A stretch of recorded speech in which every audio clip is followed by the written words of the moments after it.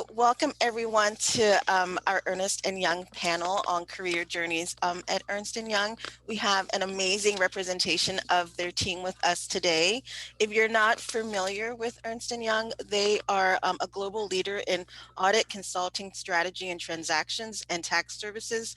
And they have a deep commitment to the success of students on their career journeys, not only in Baltimore City, but in all of their locations around the world. And so far we see technology, yay, because Olu is all about tech and he can help answer all your questions there.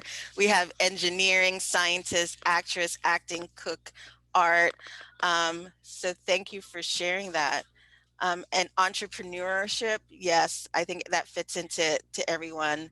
Thank you guys for sharing that. And I'm going to kick it back over to the Ernst & Young team for and thank them so much for joining us. So the first question that I'm going to start them off with while I try and figure out what's going on with our other breakout rooms is for each of you to introduce yourself, your role at Ernst & Young, and how that fits into the overall work and mission of EY. And I'll let anyone who's ready to go kind of kick us off. Thank you so much. I'll get us started. Good morning, everybody. It's a pleasure to meet you all virtually. Maybe next year we can do this in person. That would be even better. But my name is Darren McHugh. I'm a partner with Ernst & Young, and I work out of our Baltimore office. And my role there is I run our consulting organization for our what we call our G360 accounts, focusing on advanced manufacturing and mobility clients. And so those are all big conglomerates like you would think of, like DuPont and GE and Tyco and companies like that that do a lot of different manufacturing oriented types of services. And that is me. Is there anything else, Adenike, that you wanted us to let them know about us, or are you going to? So yes, it was just to introduce yourself, your role, and how it fits into the overall work and mission of EY. Yeah, and so as far as my particular role, if you think about our business, my role is really focused on expanding our business and growing it across the sector that is advanced manufacturing, and making sure that we deliver for our clients. Thank you so much. Who do you want to go to next? I can go next. Hi, good morning, everybody. I'm Olu Obafemi. I'm a senior manager within the Ernst & Young firm. I'm a digital transformation professional for the firm. I've been in consulting now for 18 plus years. And really what digital transformation means to me as a person is I work with a lot of clients in the technology, media, and telecommunication space. I've also served different clients in retail, in pharmaceutical, in education, and other industries. And really what I do is take a look at business problems and business needs that different companies have from the perspective of either increasing their profitability, gaining market share in terms of adding customers to their pool of customers, and whatever other goals they have. And then I think about how to leverage technology to optimize their business processes.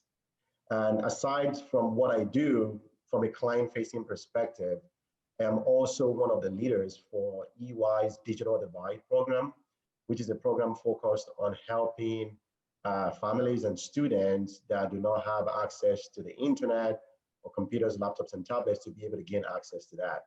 So I'm leading that program for the firm together with some other leaders that EY has. So I'm really excited to be here. I've been looking forward to this session. Thank you for having me again. Good morning, everyone. My name is Charmaine Curtis, and I am a member of EY's Talent Attraction and Acquisition team. I am more specifically a campus recruiter for our Baltimore office. So in my role, I recruit both interns and entry-level professionals to join the firm in all of our different practices, so audit, tax, and consulting. I absolutely love my role. We work with a number of universities in the Maryland area. We also recruit students from universities across the country. So being a part of the experience of connecting students to great opportunities at the firm is something that brings me great joy. And I'm very excited to be here with you all today. All right, that leaves me last. Hi, everyone. My name is Geraldine Corcoya. I am an audit senior manager in the EY Baltimore office. And in my role, we really work in teams across for our different clients. So we serve public and private clients. And in audit, our goal is really to issue an opinion on the company's financial statement. So if you guys are familiar with, I won't get too technical on the financial statement side, but balance sheet, income statement, things like that, we issue the opinion on those statements are being free of material error. And that really folds into EY's mission, because across our different service line, whether that's tax, audit, consulting, it's really designed that we are providing quality services and insights to our clients and to the broader world at large who utilize our reporting and the information that we share. So I'm glad to be here with you guys all today. Thank you guys so much. So the next question that I have for you is if you could tell us about your journey from high school to your current role at EY. And Geraldine, we'll start with you since you were the last one to go. Okay, yeah. So my journey from high school to my current role was pretty linear, I would say.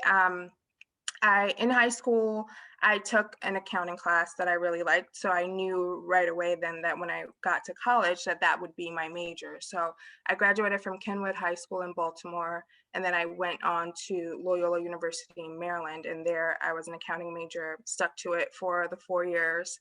And while at Loyola, I interned at EY. So I interacted with one of the then recruiters in my year. So in Charmaine's role, interacted with one of the recruiters on campus.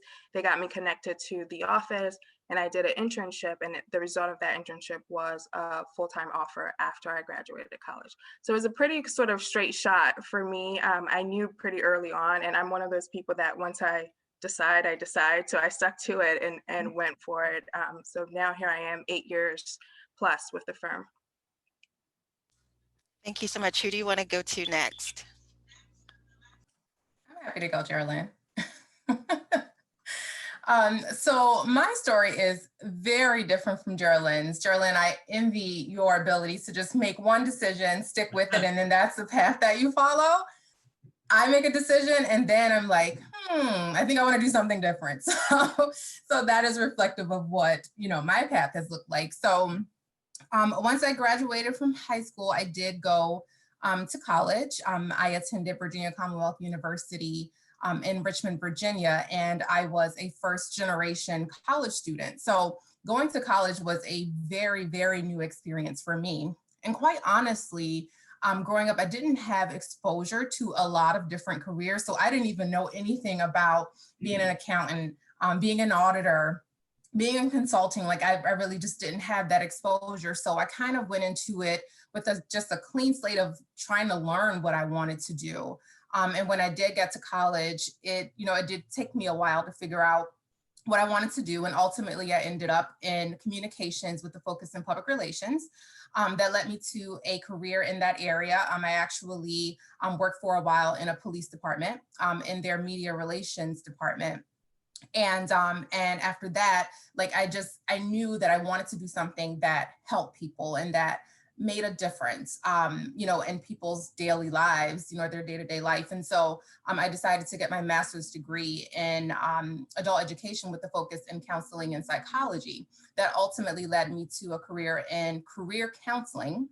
So helping others to figure out what they want to do. And in that experience, I met a lot of campus recruiters and I just thought the work was fascinating. And so that's how I ultimately ended up in campus recruiting. So again, like I said, I love what I do. Connecting students to great opportunities is just very exciting. It brings me such joy. And so even though my path wasn't, as linear as as straightforward as Geraldine's, I ultimately am happy with where I landed. And at the end of the day, I think that just taught me you don't have to have it all figured out up front. the pieces will come together. And if you just work hard and follow your heart, you'll ultimately be where you want to be. Thanks so much, Charmaine. Darren, I'll go to you. Yeah, so my experience is more like Charmaine's in that it was definitely not linear, for sure. I didn't know, I went to University of Maryland. I went there to play baseball. I didn't even know much about University of Maryland other than I really loved the campus. I thought it was really cool. And I grew up in Philadelphia, went down to Maryland, had a great experience at Maryland, but I didn't know what I wanted to do other than I knew I wanted to make money. And so somehow to figure out a way to, how am I going to make a lot of money? And first of all, I wouldn't counsel anybody to make your life decisions based on money. I'm just being honest. That was just my mindset at that point. But I would counsel you to choose a career that is going to make you happy and that you have passion around. I ended up getting there, luckily, but I could have steered myself in the wrong direction if I was solely focused on money. But that was the only thing I knew when I was in college. So I was like, well, I know business people make a lot of money. I'm going to major in business. And then I majored in supply chain management in business, which I didn't even know what it was. I just knew it was something about how you get something from point A to point B and make it and distribute it. And I knew that our school had a really good degree in it. So I took that. I ended up getting a job with GE out of school because my roommate's mom worked for GE. And she hooked us up with an internship, did well in the internship, and got a full-time job with GE. So to Charmaine's point, these things come together sometimes organically, and you can't necessarily plan everything out. You can, but you don't have to. It will work out if you keep your head down and keep working hard. So from there, I knew I wanted to travel and again continue to make money, and I wanted to rise through the ranks. And so I did supply chain consulting and product management for GE. Traveled all over the world, got to see all kinds of really cool countries and have great experiences. But I got to the point where I wanted to do something more. I wanted to be more of a leader, and I wanted to run a business. And so I went to back to school, went back to University of Maryland while I was still working, and got my MBA in management and international business. And from there, I was fortunate enough to get a role where I stepped in as the chief operating officer of a healthcare finance company that needed help. They needed help to grow, and they were stuck. And so I went there, grew that business, and sold it. I was like, that was pretty cool. And the company that I sold it to wanted me to do the same thing. So I joined as their executive vice president, and I did the same thing and grew the company, sold it again. And I did that 3 times and loved it. And then got an opportunity to be the chief strategy officer at Brinks in a totally different industry. It's the security industry. Grew that business. We ended up selling that business. And then I got the opportunity to run Dunbar Security Solutions as the president of our security solutions. So again, I was doing all these business transformations, which I really love, but there was one problem. And that was I ended up having to move a few times. And I have a young family. I have 3 kids. And uprooting them and moving them is really, really difficult. And so I said, you know what, I want to stay, I still want to do all the things. I still want to be entrepreneurial. I still want to grow businesses. I want to work with many businesses, but I want to stay put. And that's where EY came along and offered me a job to help grow the businesses that they work with. And so it was a perfect match for me in that I was able to do the things that I love, do what I know, which is, helping businesses grow and function better, make some good money, and at the same time, not have to uproot my family every time I move on to another business or do a transaction. And so that's how I ended up where I am today. And I absolutely love it. So I went backwards. A lot of people get into consulting, then they leave, or they do consulting for their whole career. I I did the opposite. I started out in consulting, then did years of business transformations, and then went back to consulting. And I'm not leaving. Like, I love it. It's great. And so that's how I ended up where I am today. Not very circuitous, or very circuitous, I should say. Thank you so much, Darren. Ola, I'm going to go over to you, and then I'm going to ask some questions that the students have posted in the Q&A box, and then we'll go back to some of our other questions. Thanks so much. So Olu. That's good. So I grew up in Nigeria, so that's where my accent is from. And that's where I was in Nigeria for my elementary school, for my high school, and for my college. My high school was pretty good. I was a top student in my high school, made all A's in all my grades and my classes. I was a science student. And for my college, I studied electronics and electrical engineering, but that's when I started failing. I didn't really like it. I didn't really like it at all. I started my consulting career actually while I was in college. And I really got to like consulting. For 4 years while I was in college, I was a consultant, learning and just getting trained in the art of the trade. I was more of a management consultant, not in the technology space. And I didn't do well, long story short. So what I decided to do was to prove myself. My parents are college professors, and they were not proud of me for not doing well in college, having been a top student in high school. So what I did was I decided to move to the US after my college to get my master's degree. And the mission for my master's degree was come to the US, get your master's degree in information systems for 2 years. But the agreement with my parents was I was going to have a perfect CGPA in grad school, which I did get. I got a 4.0, but top 4.0 for my master's degree. I was horrible in college. I promise you, I wasn't that good. I graduated top of my class in graduate school. I went to Illinois State University for my grad school. And afterwards, I was supposed to go back to Nigeria to just go back and live my life, find a job, do whatever I could find, right? Third world country. But I got lucky. It was the middle of the recession in 2008. I applied for so many internships, which I did not get. I didn't get any one of them. So I was lucky. I got a job with Deloitte Consulting. So I was with Deloitte for 5 years.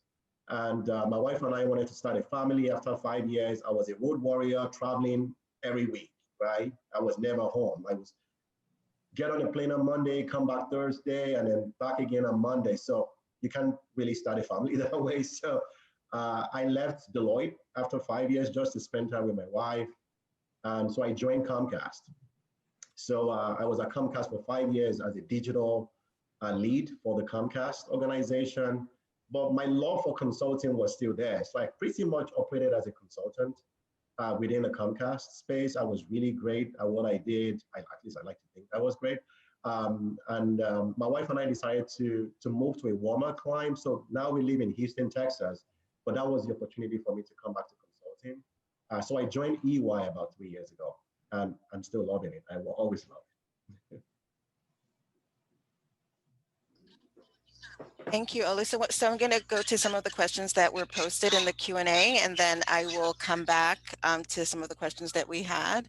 So the first one was, I always teach my hospitality students that hospitality is a transferable skill. How would those skills, or how would hospitality fit at EY? And anyone who wants to go for that question. I can take a stab at it. So, I mean, in hospitality, it is an experience and a people first industry, right? So I would say that those skills are very transferable to what we do in the firm. So we build a lot of relationships and working with our clients, working with our stakeholders. So you have to understand how to effectively communicate. You have to understand how to meet the needs of the individuals that you're serving. It's very important to, be able to connect with people, predict what individuals' needs may be. So I think that those skills are very transferable. Like, so if you're learning that and you're understanding that, you can take that knowledge and really apply it to a lot of different things, not just in professional services, but in other areas as well. I don't know if anyone else would like to add. Yeah, I would say is one of the things at EY that we value quite a bit is deep knowledge in a specific area. And, we have lots of clients in the hospitality industry, the Marriotts of the world and the Hyatts and all of those, large hotel chains and restaurant groups and things like that. And so having deep expertise in that sector or that area is really valuable, because what we do with those companies is we help them thrive. We help them through their business problems. We help them grow. We help them improve their product. And so if you know that industry, then it's a great match. Thanks so much. Is anyone, sorry, you're going to hear my daughter in the background because she's in homeschool. So one of the other questions that came in is from a student saying that they wanted to attend community college. And how do you support students who want to go the community college pathway? Go ahead, Olu. Go ahead. I was just going to say that for my practice at EY, which is we used to be called digital transformation. Now we have a different term, but think about it like the practice that is responsible for a lot of our forward thinking, innovation, and just helping people to be able to be, a step ahead of their competition.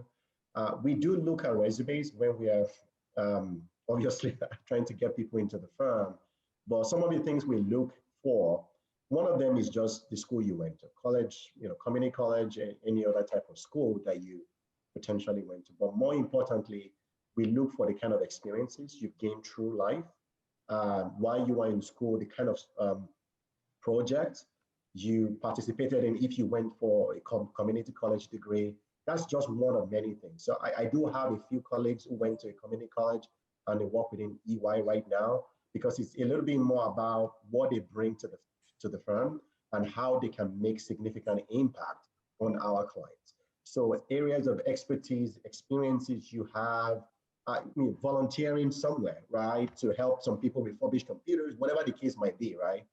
We look for that as well. And more importantly, at least for me, when I'm interviewing people or reviewing resumes, I look more for experiences. Degree is just one of many things that I really don't focus too much on.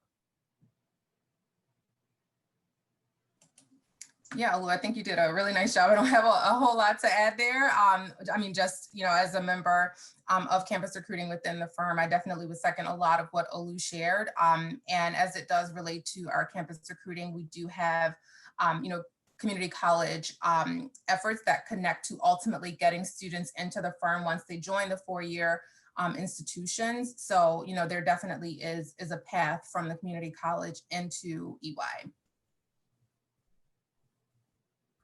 Thank you so much. So I'm going to come back to some of our questions because we have a lot more, but we also have a Q&A section. So I'm just going to disperse them throughout. So the next one that we have is, have you ever failed at something before? What was it? And how did you overcome it? So Darren, do you want to start us off with that question? Yes, I had a big public failure. It wasn't necessarily by anything I necessarily did, but I was in charge of it. So when I mentioned I was the chief strategy officer at Brinks, we had an issue where we had about $400 million worth of business trapped in Venezuela. And in Venezuela, as you may or may not know, it is a very difficult country to operate in. And they have sky-high crime and corruption and inflation, all that kind of stuff. It's a very unstable place. And overnight, what happened was they devalued the currency, which essentially left our $400 million business to be worth about $10 million. So it was a major, major problem. I was an officer of a publicly traded company, and it was part of my strategy to be operating in that company. And so it was really public and ugly, and I took a big hit for that publicly. But the lesson there is that things happen that are out of your control sometimes, and sometimes things happen because of the decisions that you've made. But if you have to keep going, right? You cannot let failure get in your way. You will fail. You will fail at something in your life. You will fail at something in your professional life. And the key is not the fact that you failed. It's what did you do after you failed? How did you compose yourself? How did you act? And what actions did you take to overcome that and move forward? That's how you will be measured. You will not be measured on the failure. I promise you. You will be measured on what you do after that. And I had a really good success story after that. So that's my example. That's so awesome, Darren. Who do you want? I thank you so much for sharing that. Who would you like to go to next for that question? Geraldine? Yep. Thanks, Darren. So yeah, to echoing a lot of what Darren shared, right? Failure at some point in your life, you will fail at something. So yes, I definitely have failed at many things before, and I'm sure it will happen again in the future. And to Darren's point, it's really about how you pivot after that, what you take away from that, and then how you move forward. So for me, kind of similar to what Olu was sharing, right? I was this really great high school student. I got all A's in all my classes. It was wonderful, right? I got to college, and there was a little bit less structure in college. So you're responsible for how you account for yourself, how you maintain your classes, and all those other things. So there was one course in college that I just completely, I don't know what happened. I can't even, to this day, I can explain what happened. So I did not do well. We all have one of those. Yeah, I did not do very well in that course. I have no explanation to give for what happened. And it happened at a time right on the cusp of this internship that I was talking about that I got with EY while in college. So it could have impacted that internship. And for someone who hadn't failed a course before, it was like completely devastating, right? And I had to explain it to my parents, and there was just like this whole cycle of drama around this particular failure. And I thought for me in that moment, right, I could have been consumed by it. I could have been like, oh my gosh, what am I going to do? How am I going to handle this? What if it impacts the internship and I don't get the internship, and all this sort of spirals out of control? But I think in that moment, I just really tried to sort of hone in, like, what in this experience can I control? What can I change? What can I alter? How can I pivot out of here? And I think focusing on that is what sort of helped me move past that situation. And ultimately the internship ended up being fine, and everything afterwards ended up being fine. But I think the lesson in failure is really what you should focus on. What is there to learn here? Absorb the lesson and don't really absorb the failure itself, like Darren was saying. Well, Lou, Charmaine, do any of you want to answer this question? Or if not, I'm going to move on to the next one. Okay. I would like to add, from a technology perspective, when we build systems, sometimes we actually adopt the concept of failing very fast, like failing fast. And the idea is you want to be able to be comfortable failing, but you want to make sure that you focus more on the learnings from the failure, because those learnings now become very important for how you optimize that system, optimize yourself, but you want to make sure that you do it quickly, because sometimes you don't even know what you're trying to do. You have options. So you're trying to test multiple options to see which one works. So the means to the end is failure is actually part of a success story at the end of the day. So I've talked about how I failed before. Thank God I'm where I am today. But it's really not about failing. It's really about failing and getting up. And learning something from the failure and converting those lessons into something that just makes you a better person. I love that. I love that how you tie that to the field of technology. So thank you so much. So Charmaine, I'm going to go to this question for you. When you're thinking about recruiting talent for EY or any of the teams at EY, what are some of the must-have soft skills that students could start developing now in high school and middle school? Yes, absolutely. So, I mean, soft skills are extremely important in a professional services firm. As I mentioned before, building relationships are critical to our success. So, one of the top soft skills I would say would be communication skills, both verbal and written communication skills. So, you have to understand how to build relationships, how to be an effective presenter, how to really present your message and convey what you're trying to say in a very clear and concise way. And also, I mean, in the business world, regardless of where you work, email is the top form of communication. So you have to know, how to write a professional email, how to answer questions clearly and concisely. So communication is absolutely key. Teamwork is going to be very important in a professional services environment. So we work together as teams in every area and a lot of different things that we do. So understanding how to be a strong team player, understanding what the strengths of others are, what you bring to the table, what others bring to the table, what resources you need, and who can make things happen, right? So teamwork is going to be very important. Leadership is also important. When you are a leader, you naturally stand out, and it's going to help to provide opportunities for you, whether that's from a promotion or getting a big project or being assigned to something that you really enjoy. I would also say being flexible, which we call agile. We use that word a lot. So being ready to just switch things up and adapt to changes. And you guys, as younger students, like, about change and how things change so quickly. I feel like every time I look up, there's a new social media platform, and I'm still stuck on like Facebook and Twitter and Instagram, right? There are so many things that are out that I just have no idea about. So being agile and ready for change is going to be very important. Being self-motivated is important. Jerlyn had mentioned in her story about getting to college and understanding that like you are accountable for how things go and you're managing your own schedule, right? So being self-motivated and understanding like what you need to do a great job is going to be important. Problem solving, like all of those are going to be soft skills that you need, and you can start building on those now. Like I said, naturally you have the agility because you're able to adapt to so many changes. Communication skills, get comfortable speaking with people and not being behind your laptop or behind your screen on your phone, right? Understanding how to write professionally, how to have great conversations in person with people. That's going to be important. When you're working on your class projects, that's a really great way to learn leadership skills and how to work effectively in a team. Problem solving, that's another big one. So I think about my nephews, for example, and if they come to me, Aunt Charmaine, my phone isn't working anymore.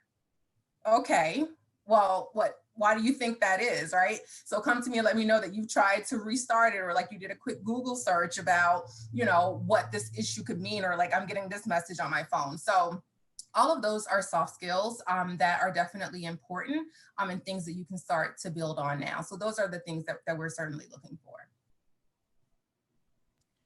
Darren, Olu, or Geraldine, would you like to add anything else to what Charmaine already excellently covered for us? But when you think about your teams and the teams that you work with, are there soft skills that as young people they could be intentionally honing in to develop at this point in their lives? I would say so I think Charmaine hit everything, and I'll just kind of dive a little bit deeper into one aspect, and that's you have to know how to team, right? You have to know how to operate in a team.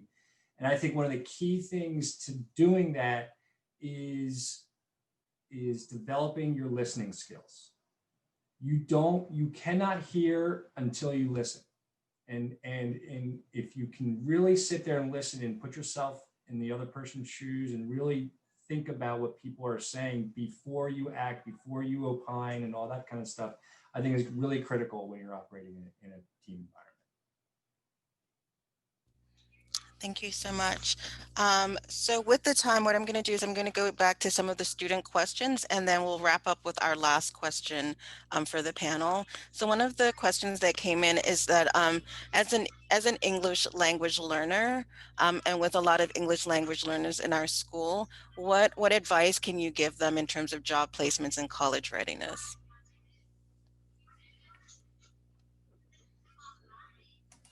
I would definitely say use your resources. Take advantage of the people who can help you and those who have the information that you need. As I had mentioned a little earlier, I was a first generation college student. So I was going into something that I knew absolutely nothing about. I didn't really have anyone that I could call and ask for their advice because it was a new experience for me and they just didn't have the information. So it was very important for me to start to identify who could help me, whether that be a mentor or resources at the school, different academic departments, right? So I just had to work a little bit harder to get the information and resources that I needed. So I would say, as you're thinking about job placement and getting ready for college, take advantage of what your career counselors, may have for you. My career counselors in high school were critical to me being able to be successful because, again, they were the individuals who knew what needed to happen, and I tapped into that. So I would say, just everything that you don't know, make a list of it and try and figure out who can help you or what resources are there to help you move forward. And if you have that, then you'll start to have all the tools that you need to move forward towards your goal. Thanks so much. So we've gotten has asked this question, and they would just like to know more about just engineering and how engineering fits in at EY, because I just even understanding like what does that mean, and what do those jobs look like at EY? Okay. Darren, you want to go? Yeah, sure. I could jump. So I'll break down. Engineering is a lot of things, right? If I had to break it down into the most basic sense, is engineering is the science of making things work. Okay, so there's lots of different engineers. Like Olu is a systems and software and technology engineer. He makes technology work, right? He builds things that make technology work. Then there's things like civil engineers where you are designing highways and roads and sewer systems and stuff like that. And then there's architectural type engineering where you're building buildings and houses and all of that stuff. There's electrical engineering where you are focused on how to make complex electrical systems work. How do you get electricity generated and out to every single household in America? And I could go on. Again, if you boil it down to it's how you make things work. There are people who do nothing but design manufacturing systems to manufacture products. So the shirt that you are wearing, somebody had to design a machine to make that shirt. That's an engineer. And so it's an awesome career. Awesome career. You can go in so many different directions. And if you are somebody who is creative and likes to make things work and likes to build and work with tangible things, and see those results with your eyes, engineering is a really, really cool place to be. It's hard too. You have to work hard. You have to study a lot. Yeah, absolutely spot on, Darren. And if you're able to watch videos online, um, YouTube videos, you can actually see a lot about what the field of engineering is in different aspects of it. To Darren's point, there are different aspects of it. It's almost like a broad range of skill sets that you could decide which one you want to build and hone in on. Some of the ones that a lot of organizations are really leaning towards right now almost always now revolve around data, right? How you can look at information in different sizes of information, be able to put that together to be able to create something out of it You may have heard about the concept of artificial intelligence. It's been used by the military, it's been used by banks, it's been used by even schools to be able to look at enrollment and admission and so on and so forth. But it's all around, how can you look at information and just make sense out of that information? And you don't even have to be an engineer to be able to do that. You could have a business degree and be able to look at information and write a requirement that an engineer will now convert into code that they develop or some building that they build or something of that nature. I had an engineering degree for college, but I don't have a passion for electrical engineering, but I have a passion for software engineering, which is a little bit different than the electrical engineering that I studied in undergrad. So passion, interest, everything has to align with whatever career path you would like to follow from an engineering perspective. So that was awesome. So thank you. So with 1 minute left, I wonder if we can take that last question, which I was supposed to make the most important question, in terms of what advice would you give to yourself when you were younger, and really tie it into it, like what I see as a stream of just questioning, how will I know I'm on the right path? What if I don't like my career? How did you know this was the right career for you? So I don't know if you can kind of put like what you would tell to your younger self as you try to figure out your career, knowing that, it's trial and error, and really just, and really, how did you know finally when you were in the right space for yourself? Yeah, I can start on this one just really quickly. When I was thinking about this question, the advice that I would say, whether to my younger self, myself now, or future self, is to not be intimidated by the distance between where you are and where you aspire, or where you're trying to be. I think that would just sort of sums it up, right? Because sometimes in our path, whether it's a linear path or a more circumvented path, you want to make a change and you're intimidated, but there's like this fear aspect of it, of the unknown, of what's going to happen. How do I get from here to there? I really want to be there, but I'm not sure how to get there. So don't let that space, that distance, whether it seems wide or shorter, intimidate you. I think that sort of overcoming that fear aspect of it is what will be extremely important on your success journey.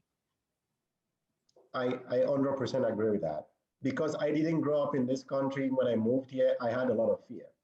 I didn't even know how to drink wine, or I didn't know how to eat Subway because I didn't grow up eating sandwiches. I had a different kind of meal. So I go to a meeting and they're eating sandwiches. I'm like, what is that? Like, I struggled to mingle. I didn't know the right questions to ask. I was just like, what's the right thing to do? I had a lot of fear, but overcoming that would be really, really important.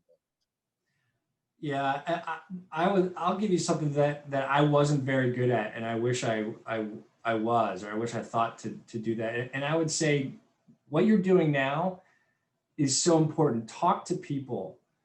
Exposing it's hard to know like what an engineer is, or what does it mean to be a consultant? What is that? What is a lawyer? What does a lawyer really do? What does a doctor really do? So to the extent that you can talk to people, ask them what they do, ask them what they do in their everyday lives, in their jobs, and what it's about, because you'll start to see things like, oh, I wouldn't like that. It's too much reading, or oh, that's really cool because I get to work with my hands. So if you talk to people all the time now, and keep doing that, it'll come to you what you want to do. And it would have come to me a lot quicker if I would have done that. The other thing I would say is, to Geraldine's point, you got to believe and you have to dream. Don't be afraid of those dreams, man. Keep dreaming. I'm still dreaming, because it's a great motivator. Absolutely. And I just have a couple of words because I feel like everyone has touched on such important points. Definitely believe in yourself, work hard, be curious, and know that you do not have to have it all figured out. It will all come together if you do those things. That's what I would say. I love it. I'm so inspired. Thank you guys so much. So I'm going to share first, just thank you to the panel. Thank you for all the students that were with us today. I do apologize for the Zoom issue that we had, but it's all sorted out. And I'm going to share my screen as to where you're going to be moving to next. And I will put the Zoom links in the chat box as well. So juniors, you're going to be going to the grads to career session. Engineering should be coming in or staying with us. Finance is going to go to the business of food and hospitality. Hospitality is going to go to the business of food and hospitality. Culinary should be joining us if you guys are not already here. And then IT is going to go to the engineering, the future. And I'm going to put those Zoom links to go into those sessions in the chat box. And those sessions start in 2 minutes. So please start making your way over there. I see another question that came in. Let me see to make sure. Awesome. Yes. So so that session is going to start in 11, and this session, thank you, Charmaine, Olu, Darren, and Geraldine, is going to kick off again in 1 minute, starting at 11. So thank you, everyone, and thank you to our panelists.